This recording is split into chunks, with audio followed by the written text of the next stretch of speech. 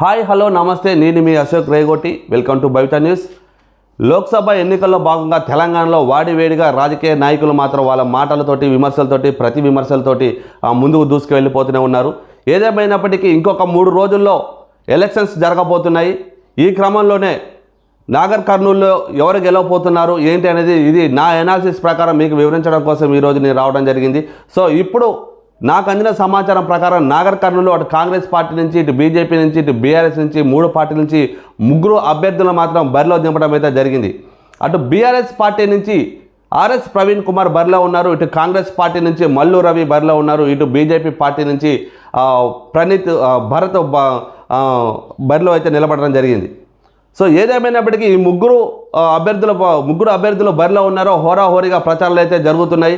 ఎవరు గెలవబోతున్నారు అనేది విషయానికి వస్తే మాత్రం భరత్ అయితే ఖచ్చితంగా బీజేపీ పార్టీ నుంచి గెలిచే అవకాశాలు అయితే క్లియర్గా కనబడుతున్నాయి భరత్కి. ఎందుకు అంటే భరత్ వాళ్ళ తండ్రి అక్కడ భరత్ ఒక ఫ్యామిలీకి కూడా ఆ ఏరియాలో ఒక మంచి పేరైతే ఉంది. ప్రజల దగ్గర ఒక ఆదరణ అయితే ఆ కుటుంబానికి కూడా ఉంది, భరత్ కుటుంబానికి.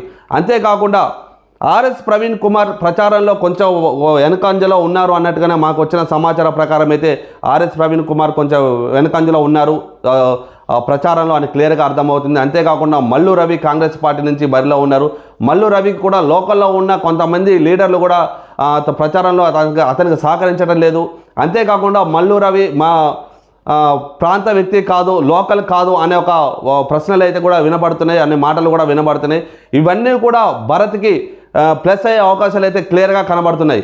అంతేకాకుండా భరత్ యొక్క తండ్రి ఎవరైతే ఉన్నారో భరత్ యొక్క తండ్రి రాములు గారికి కూడా ప్రజల్లో మంచి ఆదరణ ఉంది. ఇది ఒక మంచి అవకాశంగా కనబడుతుంది బీజేపీ పార్టీకి. బీజేపీ పార్టీ గెలవడానికి ఇవన్నీ కూడా చాలా అవకాశం ఉంది.